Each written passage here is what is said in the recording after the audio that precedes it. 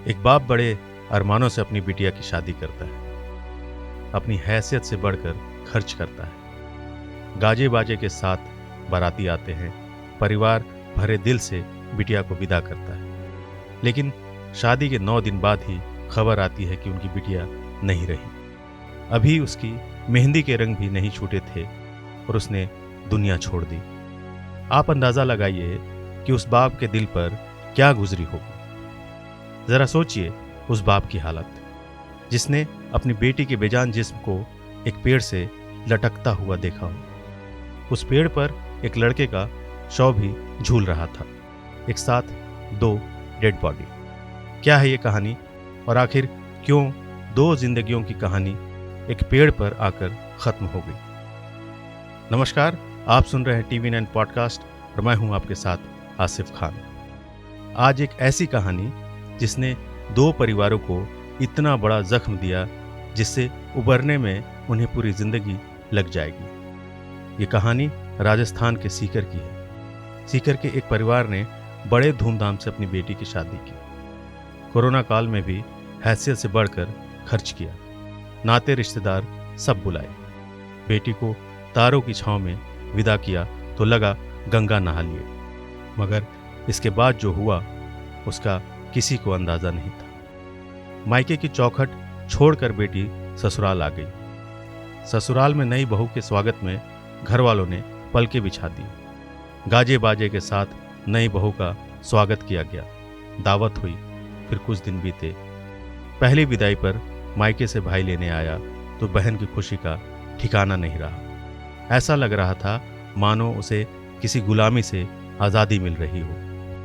मायके पहुंची तो सहेलियों ने छेड़ा। ससुराल का हाल जानने के लिए सब ने घेरा, मगर वो कुछ न बोली। ऐसे ही एक रोज ससुराल से मायके लौटी लड़की का मन बेचैन था। न किसी से बात की, न कुछ कहा, न कुछ सुना।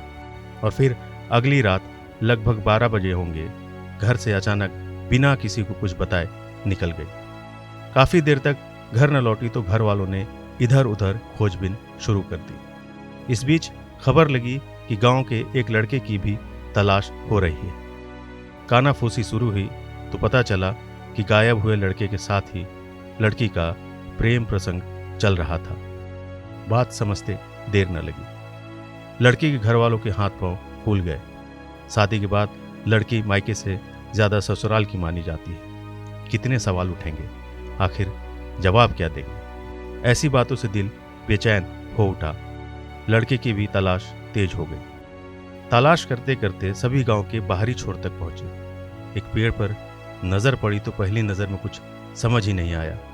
पास पहुंचे तो भीड़ में से दिल को चीर देने वाली चीखें निकल गई। लड़के और लड़की दोनों के शव पेड़ से लटके हुए थे। दोनों ने खुदकुशी कर ली थी। साथ में जीने की कस्में खाने वाले मौत के फंदे से झूल चुके थे। लड़की की शादी उसकी मर्जी के खिलाफ हुई थी। वो गांव में ही रहने वाले एक लड़के से इश्क करती थी। शहर की बात अलहदा है, मगर गांव में इस रिश्ते को भाई बहन की नज़र से देखते हैं। सो वही हुआ जो होना था।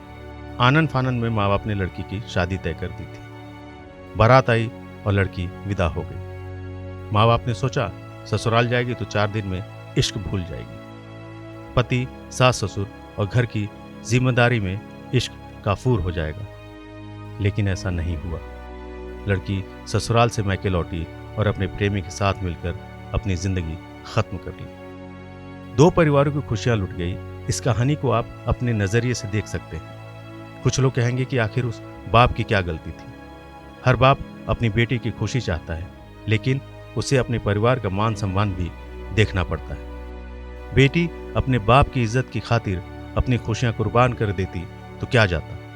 कुछ लोग ये भी कहेंगे कि आखिर लड़की जब किसी लड़के से प्यार में थी तो उसकी जबरदस्ती शादी क्यों की गई। आज के दौर में भी हम प्यार को लेकर इतने धक्यानुसी क्यों हैं?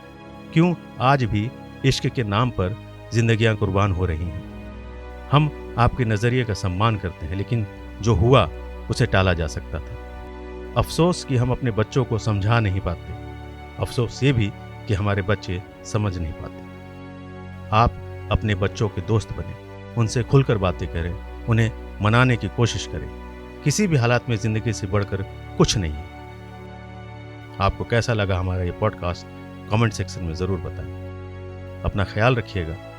फिर हाजिर होंगे एक नए पॉडकास्ट के साथ। तब तक के लिए नमस्कार।